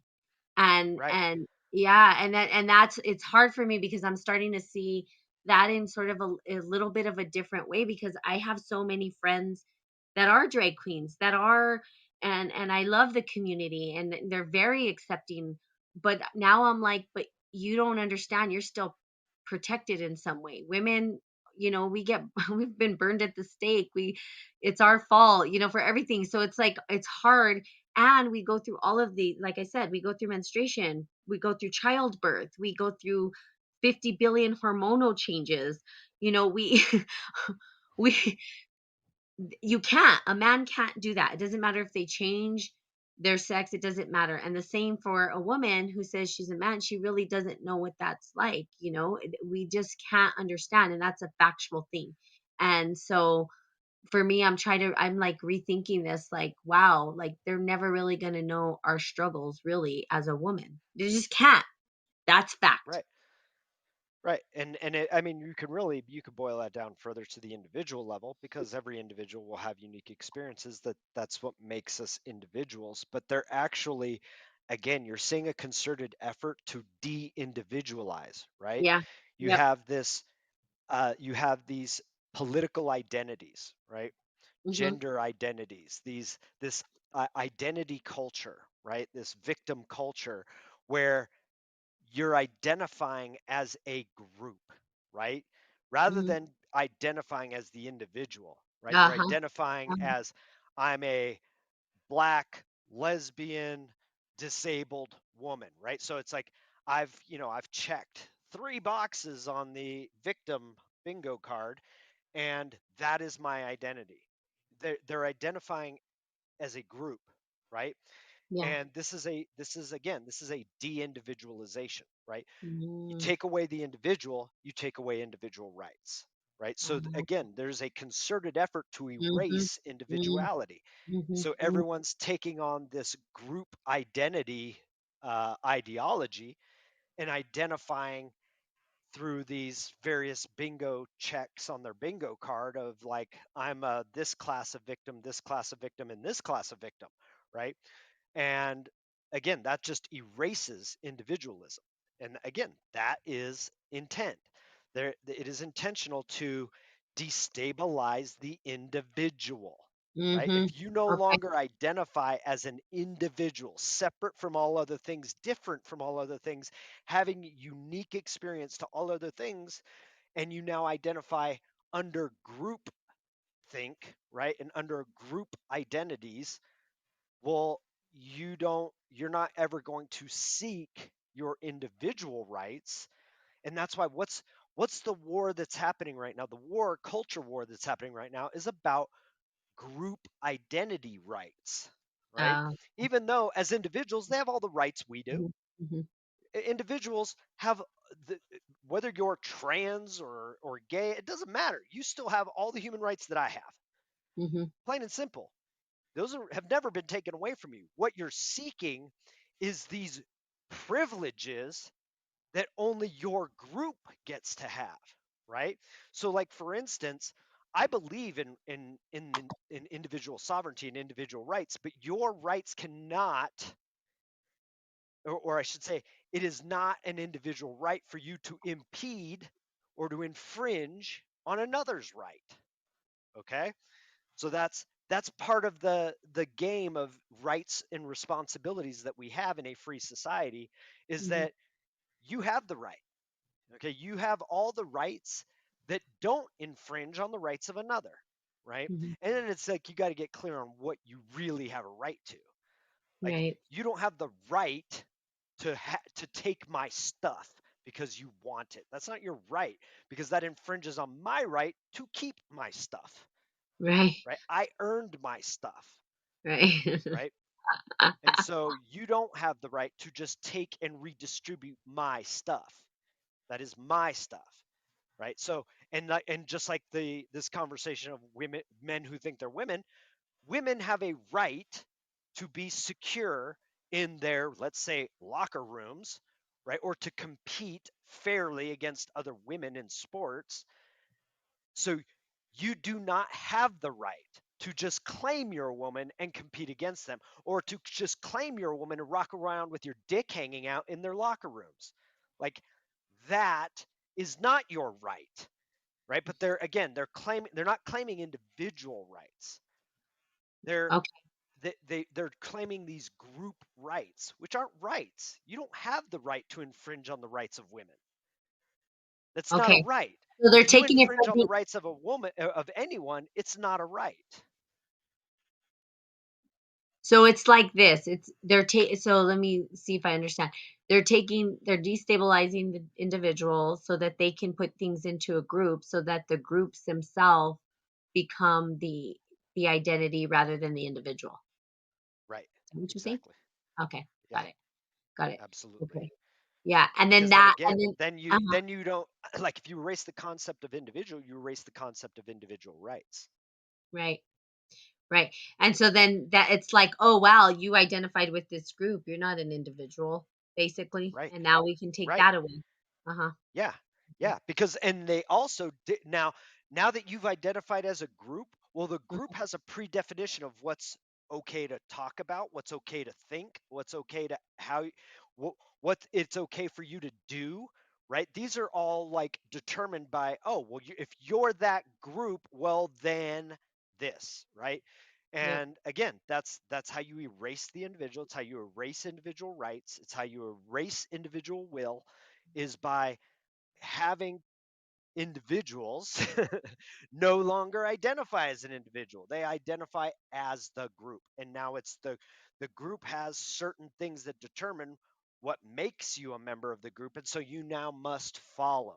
You now must act a certain way. You now must speak a certain way. You now, and this is again, this is the ideological possession and polarization we're seeing in the world because everyone's doing this. Yep. Not just the lost people who have adopted these poisonous ideologies, everyone across the spectrum who aligns themselves or polarizes themselves within an ideology, whether you call it a left wing ideology, whether you call it a right wing ideology, whether it's a religious ideology, if you identify yourself by that group, you no longer have individuality, you no longer think for yourself, you no longer speak for yourself. What you do is represent a group, and you speak as that group determines you speak. You think Yeah. as that group determines you think. So this is something that's happening across the board. This is broad spectrum. This Oh, isn't just, oh, this group of people over here who believe in this ideology, they're the ones who are lost. No, no, no. This is happening across the board. Everyone's latching on to ideologies. yep. Yep, yep. And again, I'm I not going to speak as an absolutist. yeah, no, Most I people yeah, are yeah, yeah. are are latching on to ideologies. Yeah. I think what we do, I mean, eventually we have to latch on to something, right? Or we would just not be talking. Well, I mean, yeah, there's that level of like attachment, right? And Yeah. and I think whenever you take a position, there's at some level there's an attachment there. But it's about taking your position Yeah. based on your own critical thinking, based Yeah. on your own assessments, like Yeah. based on how you're interpreting the world. And it's not necessarily a bad thing to even adopt, but at least think about the Yeah. positions you adopt from Yeah. from a group, right? So, Yeah, like and then for not instance, identifying in terms of like where is it going to lead you? Because if you adopt, let's say you adopt a group, but then it has a political connotation or attachment to it, then there's going to be a result. Like I always look at it like, okay, well, what's the result of that? And is that where I'm headed? And does that even make sense for my life or where I'm going? Which is probably why I'm alone. I keep saying that because I'm like, nope. You kind of want me to do things I'm not okay with, so I'm not going to do it. So I'm going the opposite direction. See you right. later. Right, and But it's and hard. and, and so like if you're not attached, right? If you have loose attachments, let's say, and you're able and you make all of your choices and assessments from your own critical thinking, like you're rather than being stuck to like, oh, like I am a Republican, and so it's like, okay, now you've put yourself in a box, right? Yep. Yep. And it's like, okay, there's only so much you could do inside that Yep. box. Uh huh. But if you're like, no, I don't identify as any of those things, I'm an individual, and I'm going to, like, if voting is your thing, I'm going to vote based on the individual I'm voting for, Yeah. not Yep. based on their political Right. party, not Yep. based on, you know, it may be based on their ideology, you know what I mean? And you may base it on their history and you may base it on their personality, but you see each as an individual. You're not just going to automatically vote a certain way because of an ideological bias, Yep. you know? Yep. Like, Yep. it's funny, 10, 15 years ago I would have been considered a liberal. Now I'm considered like a far right extremist. um, but the reality is, like if I look at like presidents that I would have voted for, I would have voted for Tulsi Gabbard. I wouldn't have voted for any other Democrat, but I would have voted for her. She's a Democrat. but I base that idea on her as an individual and what she represents and what she believes, Right. you Right. know, as opposed to like I'm stuck in a party and therefore I just vote for this party, Right. you know. Yep. Yep. And it's become two parties, right? That's it. There's just, I mean, Yeah, there's more well, than that, but that's the the conversation. That's yeah, the it's conversation. and It's that's the all, polarization. I Yeah, and that's how know. you polarize. Yeah, I you know. polarize And people I'm by like, giving them and you it's the perception of choice, right? It's like if we could pretend like yeah. most politicians aren't bought and paid for by the elite. We could pretend that, Right. but regardless of who you vote for, there's a really good chance, and again, not an absolute, but there's a really good chance that they're already bought and paid for Oh, sure. Absolutely. by some group of people, right? Yeah. And usually it's the same group of people. Like they Yeah. give you the illusion of choice like, "Oh, well here's your Democrat choice, here's your Republican choice, and you now have freedom." you, you have the freedom to determine your future, but in reality it's like, okay, well they're both bought and paid for by the same group. So they're both Exactly. going to implement policies and take actions based on what their handlers and controllers tell them to do. So again, I'm not, I don't necessarily see politics or the political world as a remedy or solution because, again, it's Yep. become so deeply corrupted Yeah. that there's very little you can do other than, again, here in America, in a constitutional republic, if people understood how a constitutional republic operated, that the most powerful governments are your local governments, like your state legislator can oppose anything and everything that comes out of the federal government. Yeah. Your local sheriff has more law enforcement power than any federal agency. Your sheriff could tell the FBI to get stuffed and leave his county. No, you can't interact with anyone in my county, you know. So that's again, we have that unique form of government. It's people have the perception that it's a top down, and that's why they believe that their most important elections are the president should be the least important person that you vote for in a constitutional republic. The most important people you ignore and don't even know anything about them. But it's your local. Your local government is more powerful, at least in our system of government, than the federal level, right? Yeah. That's So something that you, I did remember when you were teaching us, that that's something that I did take away. yeah, Understanding that, yeah, which I think most people don't. And that's another reason why I was like, well, I need to talk to Brandon because I know, like, okay, so Roe versus Wade is obviously the big thing right now. And understanding what that meant when I was like, okay, so they're putting it back in the hands, but it's always been in the hands of our state regardless, and seeing where states stand on, this, or what do they think about it, or where are they headed with it. um but I'm like, it's always been there. Just like when the marijuana laws passed and all that kind of stuff, it was always, you know I was like, well, it's at a state level, they can overturn that, they can say that this is what they want to do. So I mean, I understood that piece a little bit.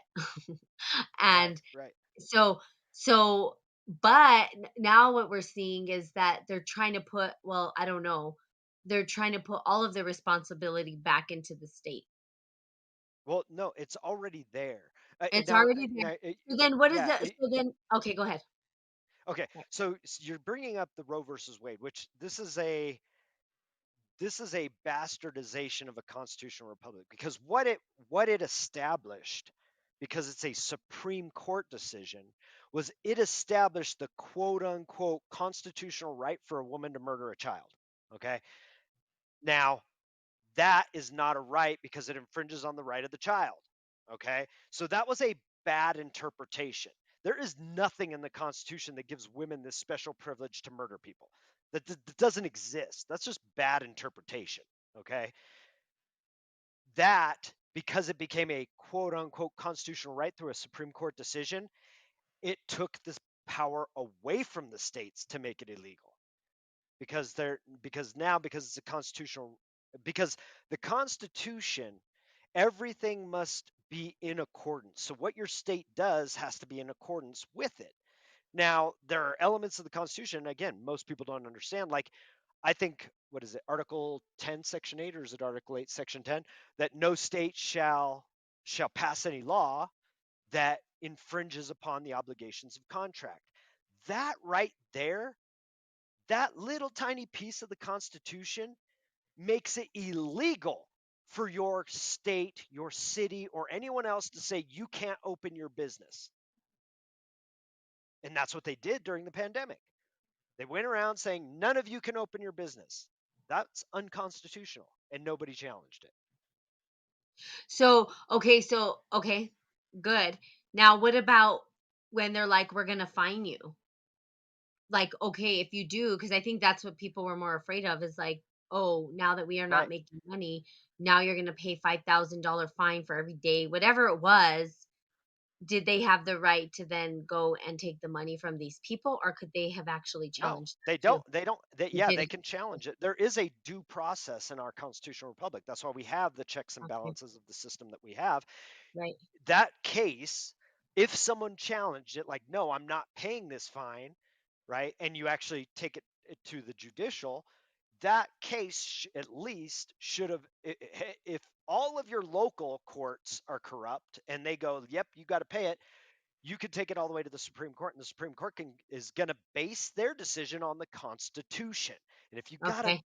freaking good lawyer, because those are rare, a lawyer who actually understands law, um, if you actually have a good lawyer, it's a slam dunk. It's like, look, right here it says in the Constitution that no state shall pass any law that infringes on the obligations of contract. This infringes on my client's capacity to contract with others. Got it. There it is, slam dunk. Okay. It's it, Okay. and then the Supreme Court would issue a decision, right, a ruling that says you can't do that, state governments, you can't do that, city governments. And now, because it's precedent, it should never make it out of the local law court. So it's, again, it's not going to stop some corrupt city official from trying to fine you. But when it gets to the court, there's now this decision looming that says, like, yeah, no, you can't force businesses to close. So we didn't have anybody out of that whole thing rise up and take it to the Supreme Court. Right. Got it. Okay. Not Yeah, that I I'm know aware of. part so Not that I'm part aware of. I don't so follow every single Supreme Court case, but I'm not aware of a oh, case I'm that sure that holds if that. it did, it would have been knowledge to everybody, and then everybody would have been like, "Oh, well, we're gonna we're gonna stay open." You know what I'm Mhm. saying? I think it would have got enough attention that then business owners would have been like, "We're staying open because now it's passed, Right. right? Like the Supreme Court's on our side." Okay, so now I get it, I think. So the Supreme Court I'm glad that these people are on here just listening to me try to figure out this whole entire system that I don't really get 100%. So I know, it's crazy. The Supreme Court then is their duty is to hold up our constitutional rights. Right. So Okay. that's the what they call the separation of powers, right? And the checks and balances of our constitutional republic. So Congress legislates, meaning they create laws. But if at any point someone challenges that law as unconstitutional, well, Congress doesn't get to decide whether it is or not. That goes to the Supreme Court. And if the Supreme Okay. Court goes, yeah, you issued this law, but it contradicts principles of our Constitution, therefore, this law is null and void. Okay, got it. All right. So, okay, got it. So then it goes down. So if it's law within the Supreme Court, then then it takes precedent over the state law. No, again, the Supreme Court validates or invalidates in accordance with the Constitution. So the law Okay. just goes away. Law doesn't come out of the courts. Okay. Okay. So the Supreme Court, again, that's separation of powers. Only Congress can legislate. So only Congress can create laws. But if they create a law that's found to be unconstitutional, the law is null and void. It just goes away Okay. because Okay. the court and the court can't come back and say, no, this is how it's going to be, or no, you have to do this. They can't issue law. They don't have that power. Okay. So then it goes back to legislation is what it does. And legislation recreates the law. right, they can try to create it differently so that With it different language. is in Okay. accordance with the Okay. Constitution or pursuant to So the then how does Constitution. it get sent back to the state for the state to decide if it's law or not law? Well, the states make their own laws. Okay. So, and the states can make laws that are in contradiction to federal laws. Like, for instance, let's say that you Okay. get enough morons into Congress to pass a law that says no one can have a gun. Okay. Okay. Every state could have their state legislators say, nope, everyone can have a gun. And the state's law supersedes the law of the federal legislature. Okay. So it's like, that now you've got these contradictions. So now there's going to be a challenge, right? And the challenge would go to the Supreme Court. Supreme Court's supposed to, again, depending on how corrupt your court is, the Supreme Court's supposed to look at the Constitution and say, okay, is this law constitutional, right? Okay. And based on our Second Amendment, they would say, well, no, you can't disarm the public. You don't have the power to say whether they are or aren't armed, because the Constitution says they have it, that it is our obligation to protect their right to protect themselves. Okay. Now, I've worded that very deliberately because Okay. something Americans need to understand Mhm. is that we don't get our rights from the Constitution. That is a misconception. Okay. Our founding fathers recognized that we have inalienable rights, that we are born with certain rights, and that it's the government's obligation to protect those rights, and that it's the government's obligation to not infringe on those rights. So Mhm. our freedom of speech wasn't given to us by the Constitution. Our freedom of speech is inherent in being Mhm. human. That's Yeah. how the founding fathers saw it. That, Right. like, you're human, you have the freedom to worship whatever you want to worship, practice any religion you want to practice. You have the right to get together with any people that you see fit, and you have the right to say whatever the hell you want to say. Right. Now, that's something you were born with. Right. That's the difference, is that Okay. we don't get our rights from the Constitution. The Bill of Rights are the guarantees that the government will not infringe on those things or allow any states to infringe on those things, because they are God-given, inalienable rights. You were born with them, and Okay. nothing and no one can take them away. Awesome. So then the states can't overpower it. It'll have to go to the Supreme Court and they'll decide. Exactly. Yes? Yeah, because if the Okay. state tries to pass a law that's like, in fact, this just happened recently in New York with some gun laws or restrictions that they were trying to pass. It got challenged, it got to the Supreme Court, and the Supreme Court says, "No, New York, you cannot take away this right from your people because it is an inalienable right." Okay. And the Constitution guarantees the right. It doesn't give you the right. It wasn't conveyed to you by the Constitution. The Constitution is the guarantor of the right. Okay. Okay. All right. Okay. So then tell me, okay, so I'm still confused because then you said state law is has more merit than federal law. So I'm still Yeah. confused with the state, federal, and the judicial court, or is that Okay. right? The So Supreme Court. basically, if you look at it this way, the Constitution is foundational, meaning no state that's part of the Union shall do anything that is in opposition to it. Okay. Okay. So Yes. that's the foundation, is the Constitution. However, sovereignty starts with the people. So at the top of your government is the people. The people have Okay. all the power. Okay. Next, you have county governments. Okay, so I'm speaking in the terms of a pyramid, right? So at the top Okay. are the people. Mhm. Next are your county slash community, right? Typically, we empower it through the county because, and again, it doesn't have to have this structure. This is the typical structure in America. Whereas, like, you go to Louisiana and they don't even have counties; they got parishes because they inherited a French system of, you know, uh, land division and things like that. So, but it's a general idea. This is, in Okay. general, this is how it is, because we have our sheriffs, right? The head of law enforcement is the sheriff. Now, where does the sheriff get his power? From the people. You see, the Okay. people elect the sheriff. Uh-huh. Okay. Uh, So again, under that, you now have the state. The state was, again, the people seeding. Now, when I say seeding, I don't mean giving away, right? And I'm not SEED, but CEDE, Yeah. right? Cede our sovereignty to the state, meaning the state's sovereignty exists by virtue of our sovereignty. Okay. Okay. The state Okay. is not superior to the people, the state is inferior to the people. Okay. Okay. The next level on down on the pyramid is federal. And the federal government was basically established to regulate the relationships between states. Okay. Okay, meaning the state of California and the state of Oregon have an argument. Well, they have to, in order to resolve this argument, they take it to a federal court Okay. because it is a relationship between states. Okay, so Okay. they're at the bottom. And again, the states, just like we ceded our sovereignty to the state cedes its sovereignty to the federal government. Now, that doesn't mean it gives up. Okay, it means that the federal government's sovereignty exists by virtue of state sovereignty. State sovereignty exists by virtue of the sovereignty of the people. So Okay. this is a unique structure. Again, it's unique to anything in the world. No government system in the world is structured this way except Okay. ours. Okay.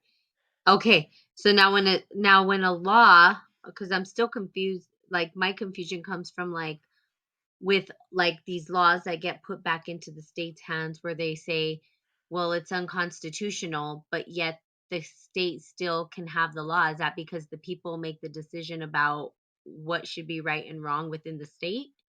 Yeah. Yeah. So, and Okay. again, now you're Gotcha. talking about state. So remember, law or legislation is not the Constitution. Okay. Right. So at, Right. at the Right. federal level, there's just the Constitution. That's the Got only it. thing the states are bound by. They are not Okay. bound by federal statutes. Got it. So okay, so now this makes more sense to me, which is why I just didn't say anything. So when we're talking about Roe versus Wade, they were saying that it has nothing to do with the Constitution at all. And Right. so now it's not, how could it be a law when they're saying it doesn't fit within the reins of the Constitution? Like that Exactly. whole idea. Got it. So then they put it back to the states. Right.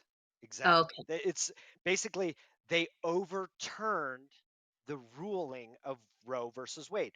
The ruling, right, the decision in that case determined that it was an infringement upon constitutional rights to to prevent women from having abortions. Okay, that's basically the gist of what the ruling establishes. So now it establishes at the constitutional level that women have the freedom or the privilege of killing the child. Okay. Mhm. That is what was established. What was established last week was no, we're overturning that. It is not a constitutional right. Women do not have that privilege or protection under the Constitution. That's Got all it. they did. Got it. Yeah. Got it. Okay, that makes more sense, and that's why I was like, I can't say anything because I don't know what the hell I'm talking about. I really don't. I didn't get it. I didn't get, but people should just like learn their stuff before they open their mouths. Like, I'm serious because then everybody's like, "Oh, are you mad because of Roe versus Wade? Because you're a woman? Because this? Because that?" And I'm like, "No, I'm infuriated, of course, because I am a woman, and I feel like all this energy gets thrown back at women all the time, but I don't really understand what's going on. I don't know the political system. I don't know what that means for us. I don't understand what that is trying to say. I don't understand how these decisions are made. I don't pay attention to all that. And so now I get it. So for me, it's like, okay, yeah, when we're looking from the definition, when we're looking from the facts, it makes sense why they're saying that it's unconstitutional because it's not part of the Constitution. Okay, good, I get it. Now that's where it comes to the morality issue, right? Where we're talking about Right. morality. Got it. Okay, I am so clear now. Like, now That's it makes good. sense. And now it goes back to the states where the people have sovereignty to decide if this is something they want to see in their state law or not. And then the people Exactly. decide. Got it. Thank God. I'm like, it took 2 hours for me to get it. I think that's right? faster than And here's the thing, like in reality, like the way I see it, I'm an extremist, right? So Yeah, I think, like in reality, that our constitutional rights should extend to unborn children. unconstitutional rights. No, our constitutional rights Oh, our should con extend to unborn children because they are human beings, and they should have this. Their rights. They have rights, and those rights should be protected. That's how I see it. and that would be in alignment That with the Constitution, is what right. you're saying. Got it. Yeah, I'm saying that the Okay. Constitution could have a ruling in another case that would determine that, like, no, no state can have abortion. Like, to me, that's a legitimate interpretation based on my way of seeing things, based on Got my it. interpretations, based on my assessments, because I see, and again, I'm also using science here, but I'm also using spirituality. Like for me, scientifically, at conception, you have life because it is a self organized system. The thing is going to grow, it's going to develop. It is human from the beginning, right? So, why doesn't it have human rights? If it is human from the point of conception, why doesn't it have human rights? Like to me, that makes sense for it to have human rights because it's a human Okay. regardless of its stage of development. Like you could say it's not